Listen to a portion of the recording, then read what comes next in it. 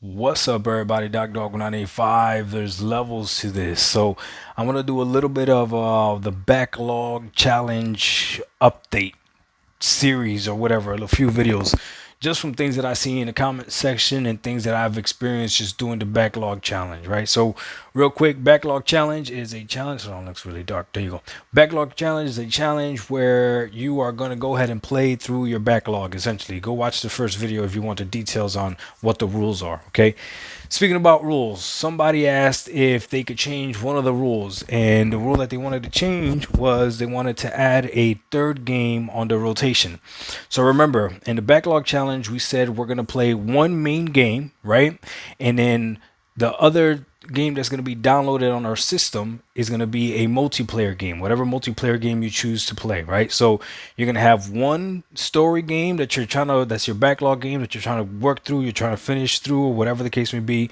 And then you'll have one multiplayer game. And that one multiplayer game is the only game that serves as a relief from just if you need to play something else or I'll give you an example. So I'm playing Banishers right now. When I got home, I didn't have enough time to play another session of Banishers to the point where I could listen and pay attention. But I wanted to play something real quick while I was getting ready to go to the gym and waiting on something else to finish. I was waiting on a phone call. So I decided. So the game that I have downloaded as my multiplayer game, that's my multiplayer game is what's it called? Forza Motorsport.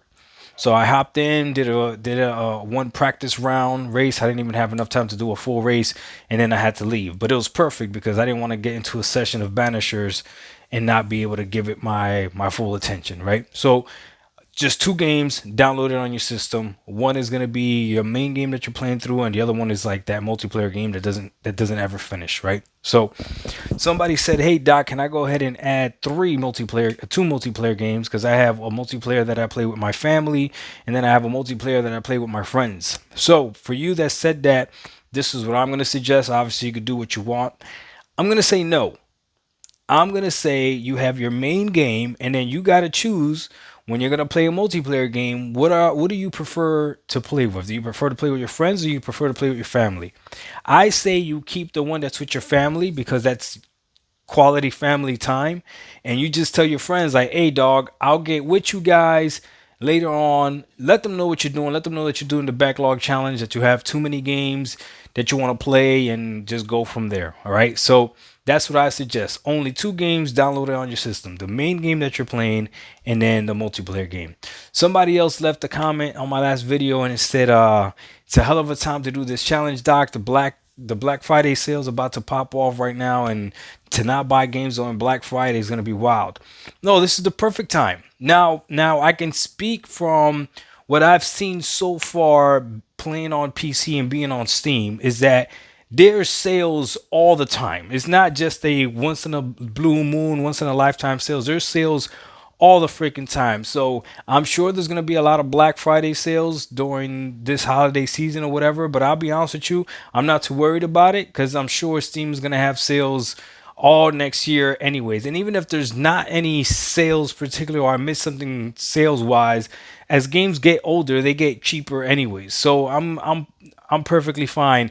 And that's the whole point about this backlog challenge, to help you save money as well, right? Or not buy something that you're not going to play or something that you're not going to use, whatever.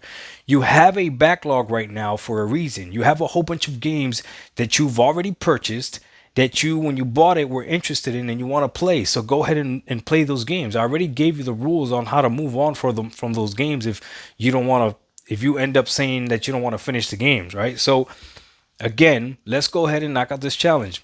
I'll give you something for me. I've already moved on from my first game. I mean, it just so happened that Assassin's Creed wouldn't launch, right? But now I'm playing the Banishers, and I'm enjoying the Banishers. So I'm going to enjoy this game.